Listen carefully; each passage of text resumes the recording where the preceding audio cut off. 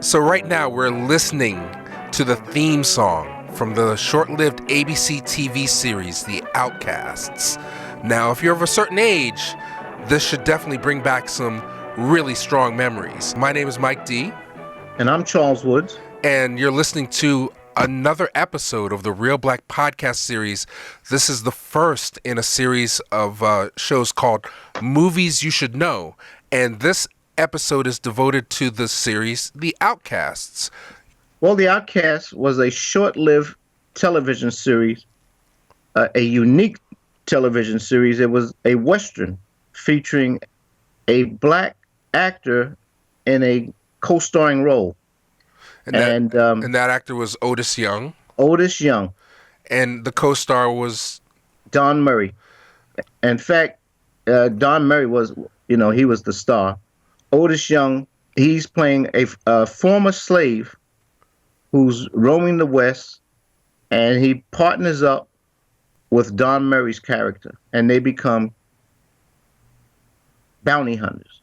Sound familiar? This show, The Outcast, predates Quentin Tarantino's Django Unchained. If you weren't around, of TV viewing age in 1968, 69, there's a very good chance that you've never heard or seen this TV series before. I had to wait to see it on bootleg because, I was in Vietnam when the show was on.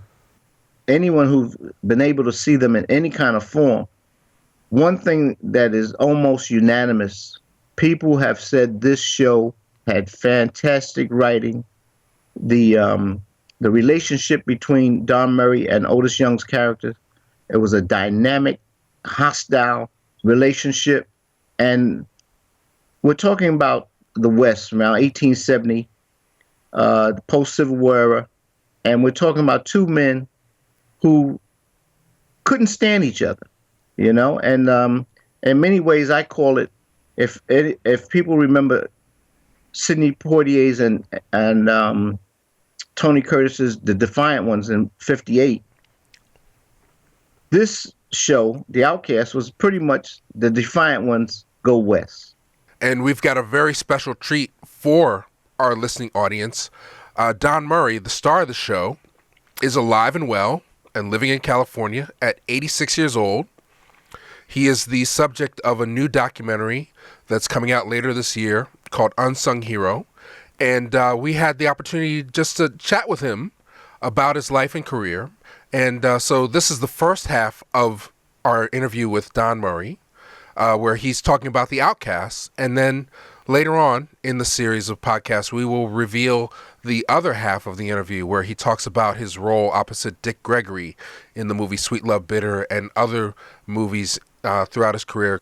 Now, if you're a fan of The Outcasts or you've never heard of this show before, I think it's just criminal that it's not been released to DVD officially by Sony Pictures Entertainment.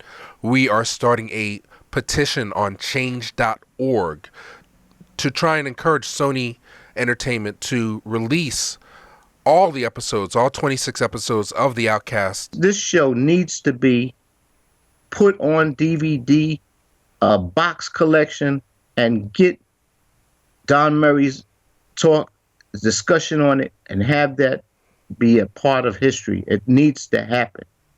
So right now, for the next half hour or so, is our conversation with Oscar-nominated actor and pioneering filmmaker, Don Murray.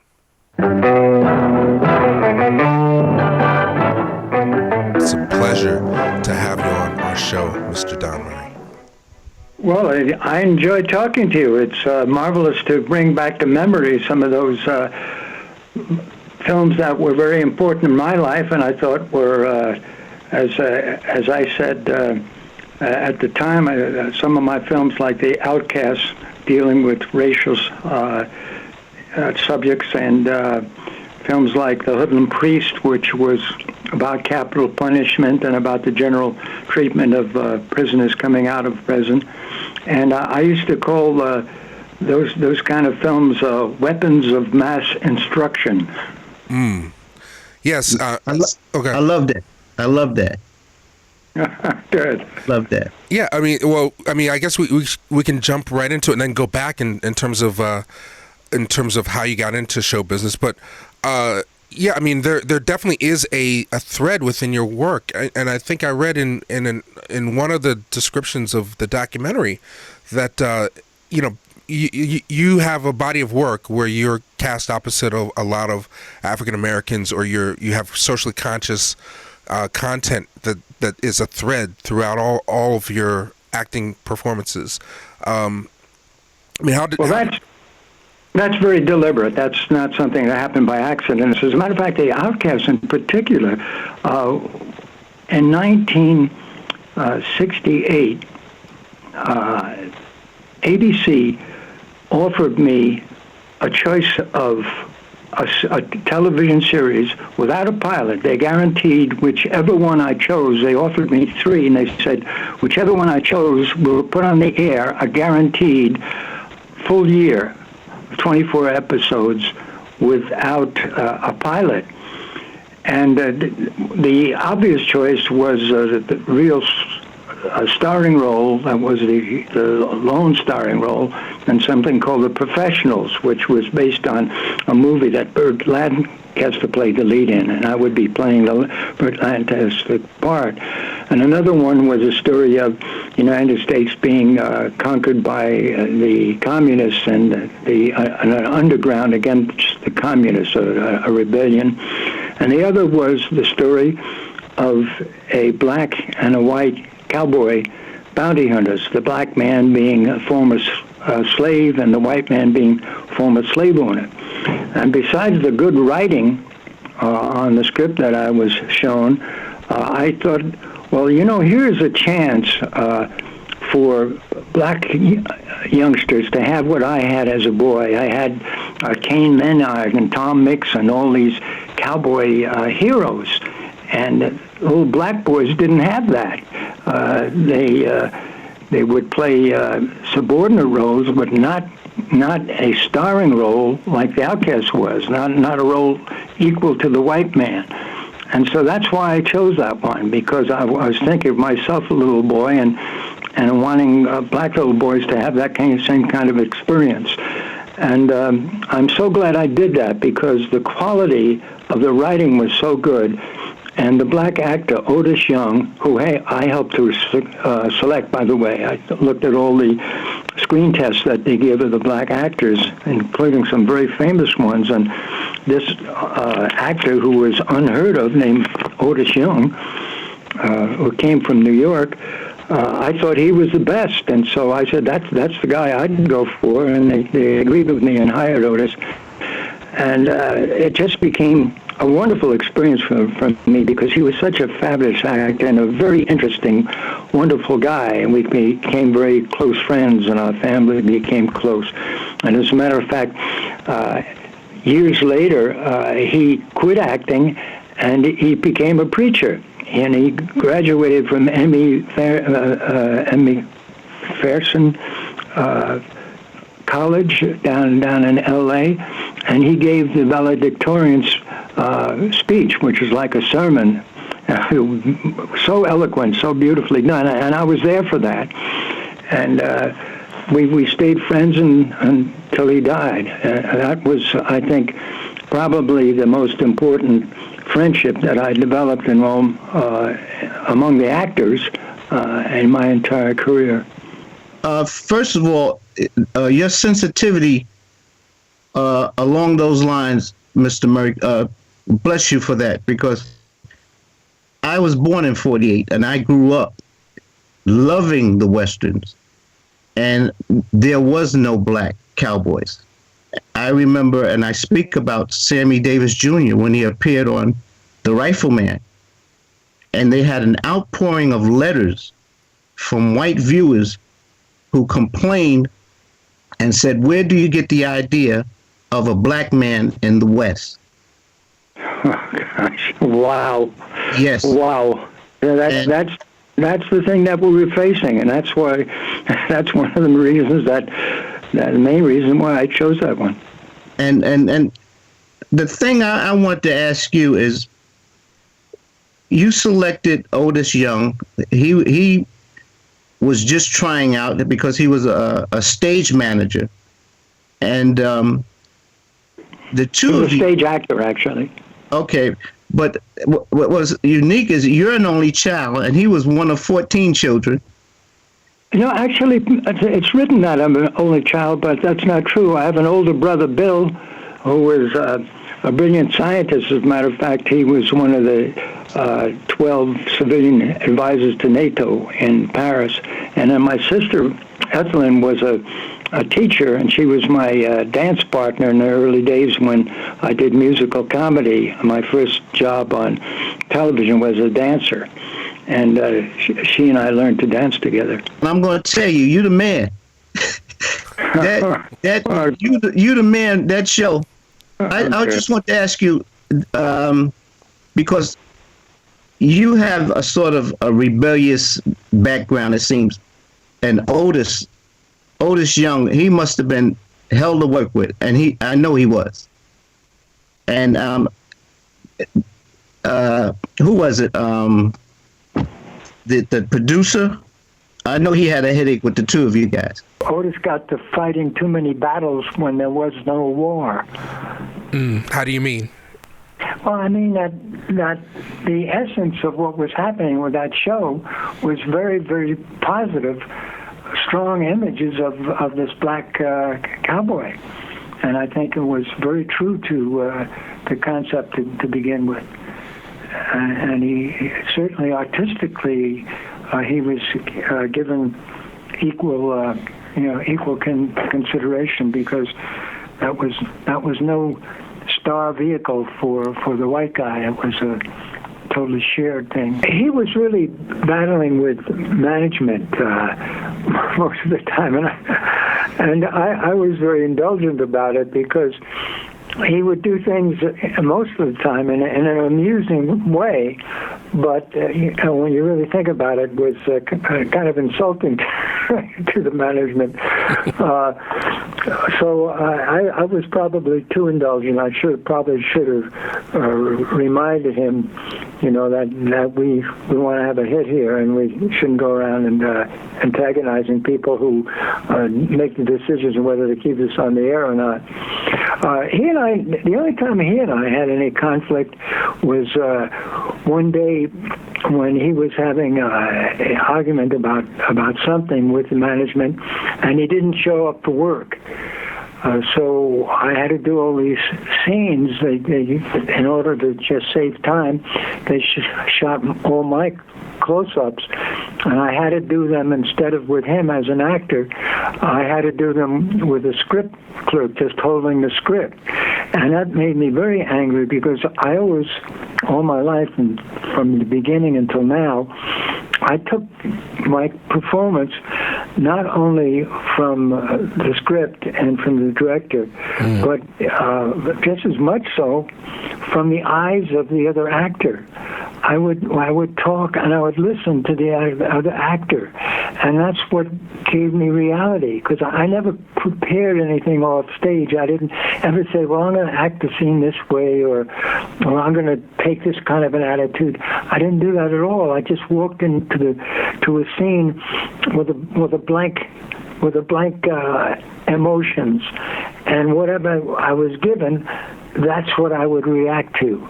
And that was very strong with him, because his performance was so strong, and to have to act a scene without him was just terrible for me. And artistically, it was it was a very damaging thing. So it was funny, because he walked into my dressing room when I was taking a shower, and I stepped out of the shower, and I'm all dripping wet, and stepped on the slippery floor, and he comes in and he said, well, of course, I was just, having my fight with them. It's nothing to do with you. And I really lit into him. I said, it has everything to me. And oh boy, I really lit into it. I'm thinking, I'm standing here in the slippery floor. I'm hitting him so hard in what he did that he's liable to start throwing punches at me, because I'm so angry. And I'm thinking, I'm in a bad situation here. My bare feet might slip before, and he's got his sneakers on. That our boots were made into sneakers on the bottom. I started to kind of laugh in the back of my head as I'm having this argument with him. It wasn't really an argument. He was very, very contrite about the whole thing. He just, as a matter of fact, we went out and did the scenes again, and his sort of contrition showed through his attitude between him as the character Jamal and me as all of us, I can't remember, Corey, the slave owner. And I had to say to him, I said, geez, Otis, stop being so contrite. Get back to your honorary self, so we can put reality back in these scenes. Those shows were well written. I mean, they were just fantastic. And also, it provided the opportunity for other black actors to have some serious roles on TV. You know, to play along with Otis Young. I remember the character he had to play when he was upset with a Roscoe Brown character who was just so in love with being a slave, and Jamal's character just hated him. So that tension, they say that tension could burn through a rug.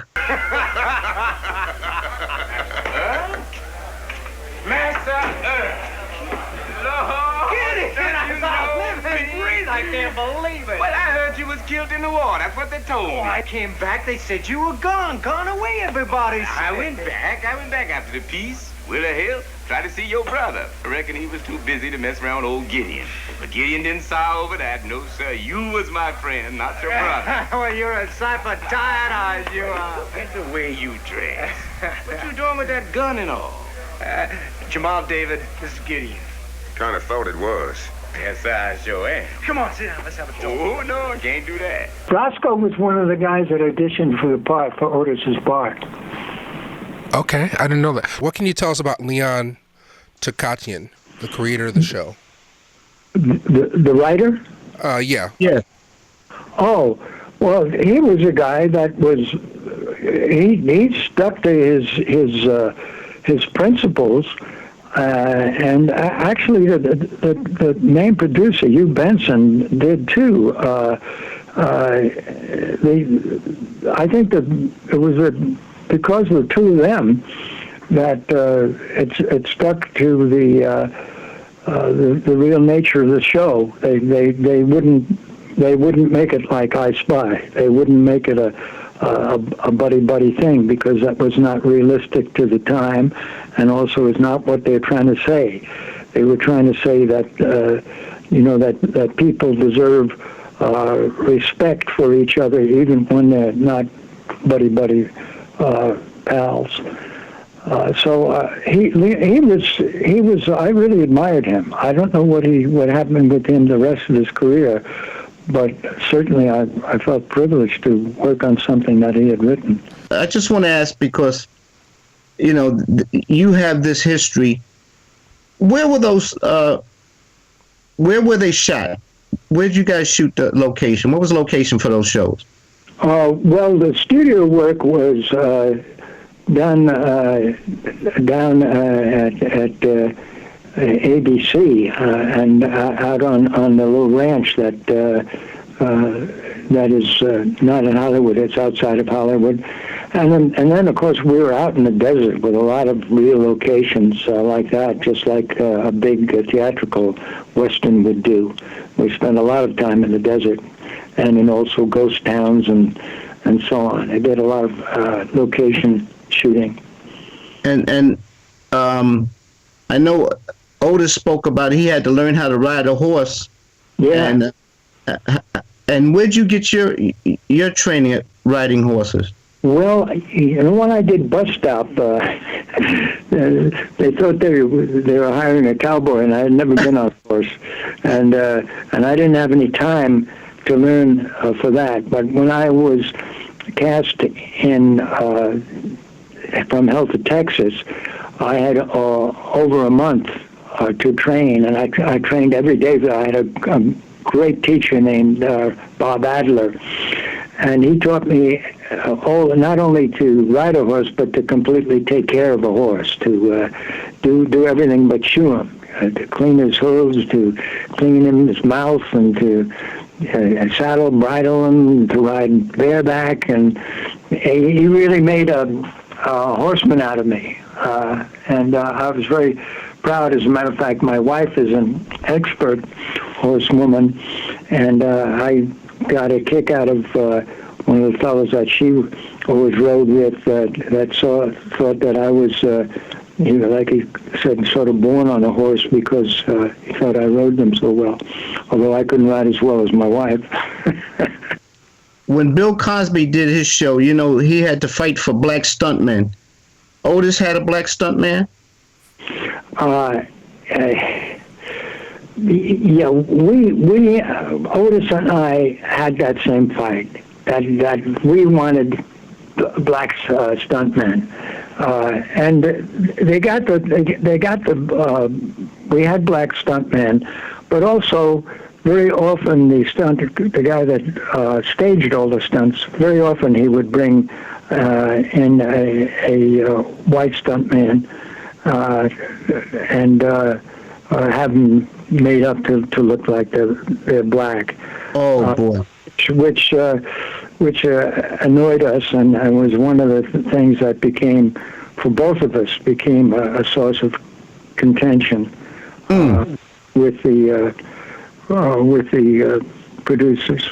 What are some of your favorite episodes of the Outcasts? Well, my favorite, I think, is the pilot, is the first one. It wasn't really a pilot because we were on the air, but it was the first one that introduced the show, where where we don't see that the man who is talking and being very, very standing up for himself. We don't see if he's black or white. Then Otis steps into the sunlight, and we see that he's a black man. Don't move. Now real slow. Step away from my horse.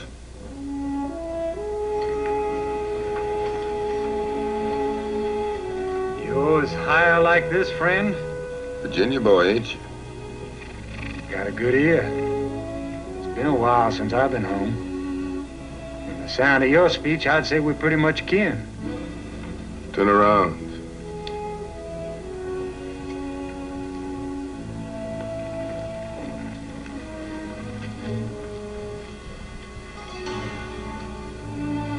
You all still want the job, cousin?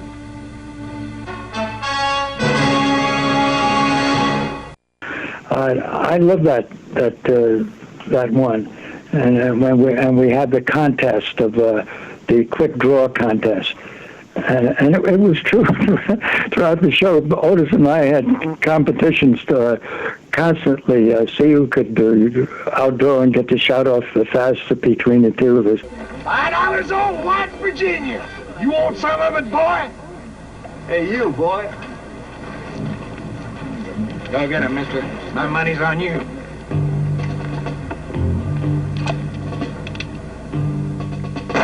Hit.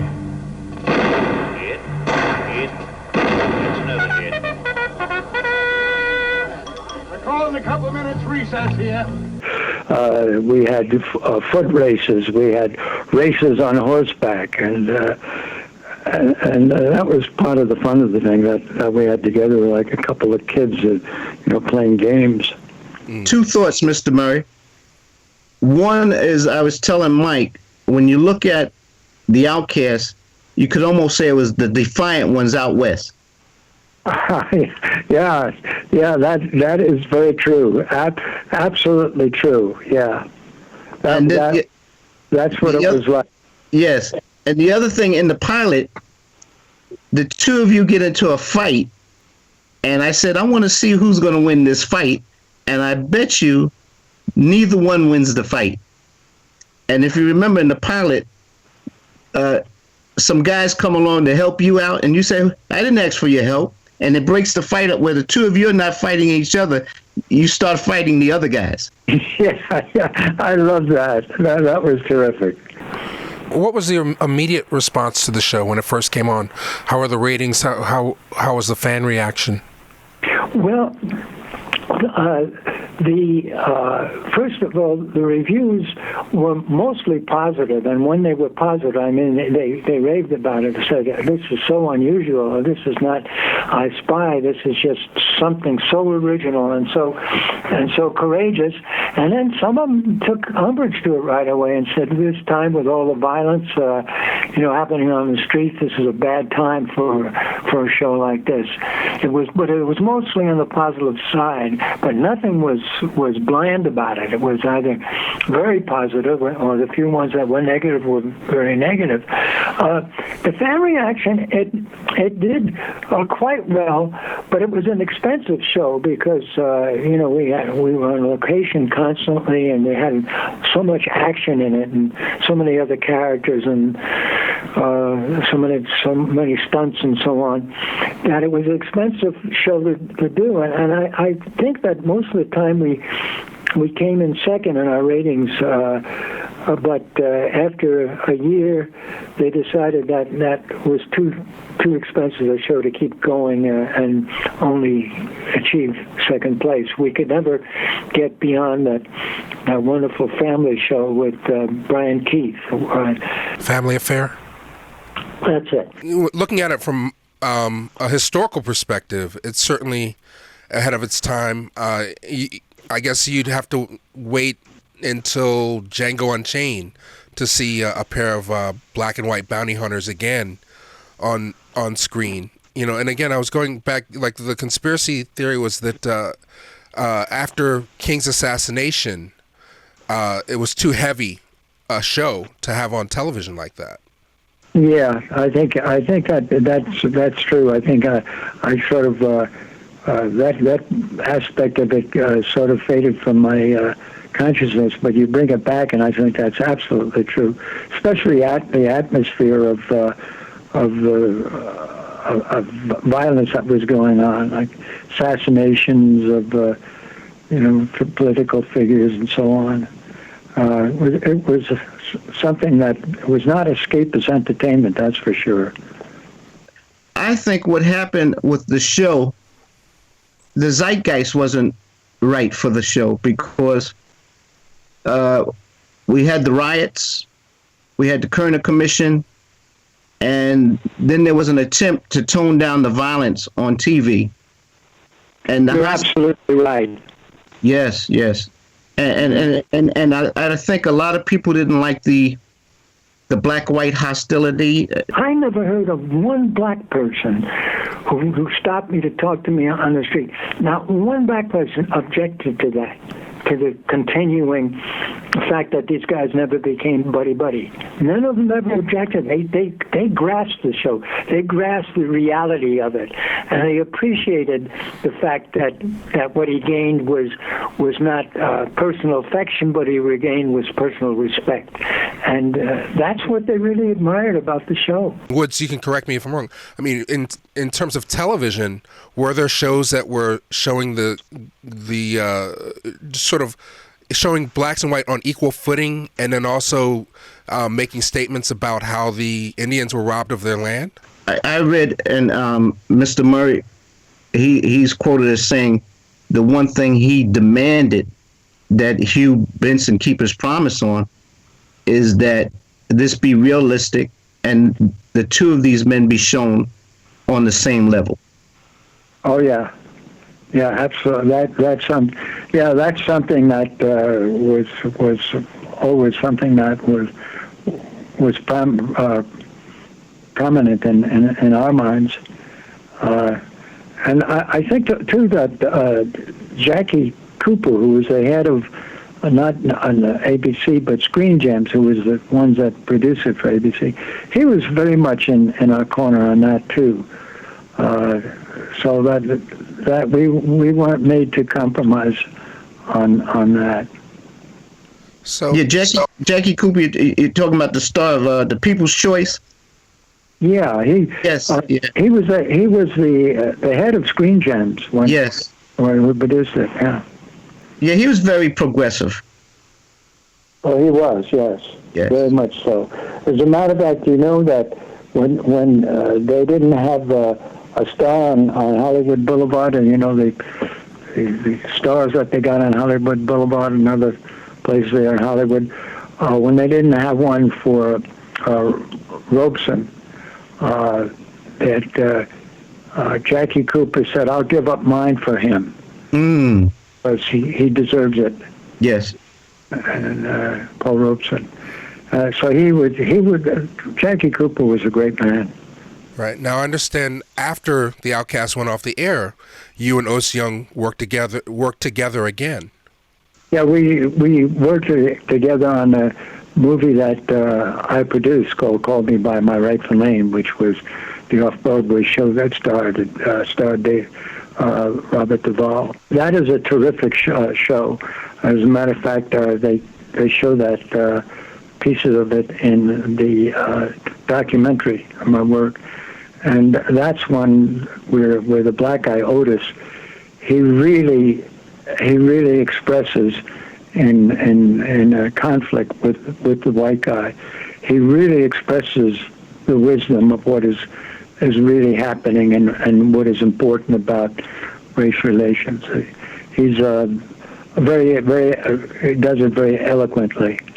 So he's a marvelous character that he plays there. Has the nobility that the white guy sort of wants to have, but really doesn't have.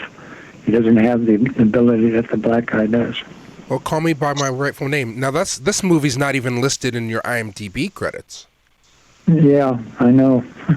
That's one that's really lost, and really the band that's producing, Don Malcolm, who's producing the documentary on Unsung Hero, title isn't I'm not crazy about, but anyway, he got that film, Call Me by My Rightful Name, out of the archives, and he made DVDs out of it because he's determined to get that before the public again. And I hope he's successful in that, because I think it's really a very important theme. What's the story? What the story basically is that this black and white guy who have this like a wonderful relationship with each other. I mean, they're closer than brothers. That they split over a white girl, and that's what breaks them up. And it's really a marvelous drama with a lot of humor in it. And Otis Young is very brilliant in it. Is that under the banner of Murray Wood Productions, or you did that? No, that was after Murray Wood Productions. That was the one that I produced on my own. Okay. So final thoughts. I mean, So yeah, looking back at 86 years, I mean, it's a lot of it's good health and good habits and good luck. But do you see a pattern when you look back at your body of work, the coincidences that have happened in your life, and what's the key? Well, the key is what I said is wanting to create weapons of mass instruction. I've always had a bit of a teacher in me. I taught English in refugees, English classes over in those barbed wire camps, and I always loved teaching. But Mr. Murray, I can't help but do that in my work. It just comes out naturally.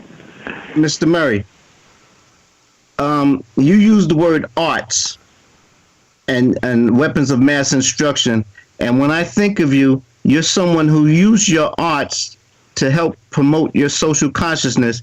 And what happens when we scramble the word arts? We get the word star. You weren't concerned about being a star. You were concerned about your art. And thank you. I never really cared about being a star. I liked to be stars if it made me able to do the kind of things I wanted to do. And as a matter of fact, I was totally amazed to find my star here. I had a star on Hollywood Boulevard. And when they gave out the first stars, which I was among the second group, you just got a letter in the mail and said, you got a star on Hollywood Boulevard. You didn't have to buy it. There was no publicist involved. It was something they gave to you. And I never even saw it until I had it was almost 20 years later when I was just walking along Hollywood Boulevard. I was going to see a movie, and I saw my star there. I said, oh, there's my star. Wow. When you look back at the body of work and the family, I mean, just keeping a family together for 54 years is something to be proud of. I mean, what are your final thoughts in terms of this interview? Well, I think number one is you got to keep focused on why you went into the field you're in throughout your career. If you keep focused on that you'll have more chances to do things you really believe in. And the other thing is you have to marry a woman who also has respect for the things that you believe in, and who has the love and the patience to back you through some pretty rough times, because rough times do come. I really appreciate you taking the time to share your memories of making this incredible work with us, and I mean, these are definitely movies you should know, and again, just a honor and privilege to talk with Mr. Don Murray. Let me just say, hearing Mr. Murray, he's still got the same wonderful voice. Thank you. Okay, so there you have it. Part one of our conversation with Academy Award nominee Don Murray. I love film, and I love the motion pictures that Mr. Murray made. They were significant films. You know, he wasn't someone about being some glamorous movie idol. He wanted to make films that had a statement, something that was in keeping with his political consciousness, his way of seeing things, and that's what I loved about him. He wasn't about the star system. He was about using the system to promote his ideology. Right, and after the Outcasts, he would go on to be one of the stars of Knots Landing. Incredible, successful career through the 70s and 80s in television. But unless you're of a certain age, Don Murray might not ring a bell for you. A lot of his movies are on Amazon Prime, and it's a great way to spend an afternoon looking at some of his work. He's a writer and director. He directed Crossing the Switchblade with Pat Boone and Eric Estrada, which is kind of a fun movie from the early 70s, as well as wrote The Hoodlum Priest, as well as a movie called Childish Things, aka Confessions of Tom Harris. Yeah, you know what's significant about Don Murray as an artist? He made the point that yes, he wasn't concerned about being a star, but if he could use his success to gain the wherewithal, and then to use that wherewithal to finance the projects he really cared about, then that's where being a star was helpful. And it reminds me of someone like Denzel. Denzel makes good money doing the mainstream films, mm-hmm. but then he wants to turn and have some ability to do his little vanity pieces, and so you'll get an Antoine Fisher and The Great Debaters, and that's something that's a lot of the black actors, they could look to that model as a way of earning money through mainstream through the mainstream system, but using your money to help finance the things that need to be said that go more along the lines of what your ideological ideals are all about. This was significant for me, this discussion today, hearing Mr. Murray speak, and I have such reverence for this man. But the thing is, you know, I can talk about technology. I can talk about the racist ideology of mainstream cinema. Mm-hmm. And I can validate and support all of the racism that's involved in the mechanism and the system of it. But getting back to the dichotomous nature of things, I can also show you that it's going down a very bad road for us to try to see people, white people, as all being bad. We don't want anyone to see all black people as being bad, so we shouldn't be caught up in that bad. You understand what I'm saying? Yeah, well, I think the Outcast, like I said, there's nothing, I can't think of another show that is like the Outcast. And it just crept into a window of opportunity. I mean, now, after talking to Mr. Murray, I mean, I'm discovering, like, going before the conversation, I was always like, well, how was this able to exist, and how was it able to stay on as long as it did? And now we have the answers. I mean, that they wanted to be in business with Mr. Murray and guaranteed him 24 episodes. If the powers that be had known exactly what they were in for, I don't think this would have lasted 5 episodes or 3 episodes. Exactly. It's a very bold move. But, yeah, clearly that's not a move that could have been made by a black filmmaker or a black producer. There were no black producers at that time, No, and the same thing happened with I Spy. Sheldon Leonard, yeah. Yeah, Sheldon Leonard, and the other thing is that what I'm trying to get to is the fact that I want people to realize it's not just black and white. In terms of, I'm not talking about racially, I'm talking about it's not just clear-cut black and white. When you analyze something, you see the grays, okay? I speak about reactionary and proactionary. Yes, I Spy. One of the reasons for its existence was a Sheldon Leonard saying, let's do this type of program. The fact that the zeitgeist presented the need for that type of program to be shown, where we have more improved racial relations be depicted, more progressive images of blacks be depicted. Then you talk about 3 years later, a year after the riots in 1967, which were breaking out across the nation, mm-hmm. And then you have someone says, okay, here are three shows, and they show a Don Murray, who they want to bring to TV to star in one of these programs, and you have someone of Don Murray's social consciousness select the Outcasts to do. Now, the zeitgeist of the times demanded that we show race relations. Yes, we continue to show race relations where people are learning to tolerate each other.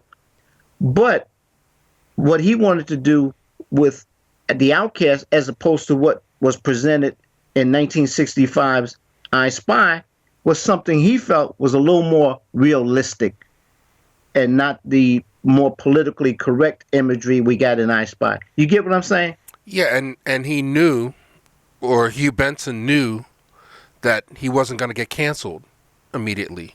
So he was able to take risks. The show gets even more layered and more complex the further on that it goes. And it certainly was ahead of its time, in the sense that, again, there's never, I can't think of a single other example in the history of television that shows black people in the West the way that this show does, and does not necessarily make all white men into heroes. It shows the gray area, in terms of the conflict that exists in every episode of the Outcasts is, very, in a lot of the episodes of the Outcast, there's a racial confrontation between, say, a homesteader or a townsperson who is saying to Don Murray's character, "Hey, get your boy." Yes. And his reaction is always, "Hey, he's a free man." Mm-hmm. And, some of the things that you talk about, as being no-nos in film, like this, he's Otis's character, Jamal, is a true hero. He's not, there's no agency between them. He will fight just as soon as Don Murray's character will fight. He kills people. It's not the trick that we see in a lot of movies, and you can speak to that, is that the black character will take it so far, and then he'll be knocked unconscious so that the white man can be the true hero of the show. That doesn't happen in the Outcasts. Very often Otis Young's character is the one who is victorious. Yes. Or saving Don Murray's character. Or having a moral compass that is more true than Don's character. Well, you remember when I did the piece on the slap heard round the world? Mm-hmm. Some of the viewers commented that what preceded, they felt what preceded Sidney Poitier's slap in 1967 mm-hmm. was Bill Cosby's beating up of whites on I Spy. And, it's layered. This is just part one of our interview.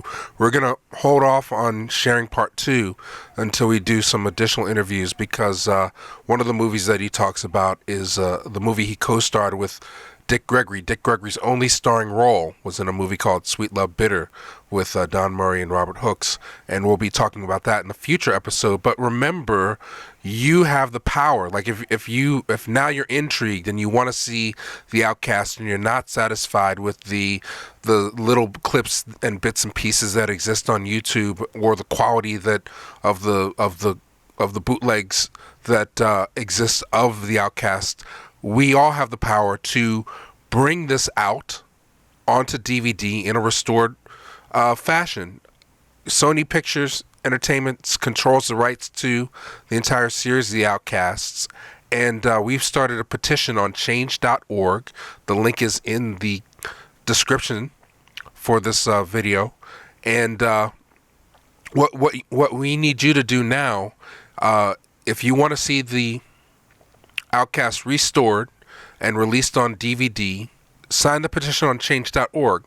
Now, if you have fond memories of the Outcast, if you remember seeing them on TV back in the day, feel free to share your thoughts in the comments section below. Let other people know how special the Outcast is. It's our mission not only to share the stories about these classic and maybe little known films featuring black actors, but wherever possible to involve people that were involved in the production of these films, to share their insights and stories in terms of the making of the films. So many of these films, when they do get released, don't get the special features. They don't get the Criterion Collection treatment. And this is our way of trying to rectify that through the technology, through YouTube, through SoundCloud, to share with you the stories behind some of your favorite classic films. Let's leave with a little more of the theme music from the Outcasts.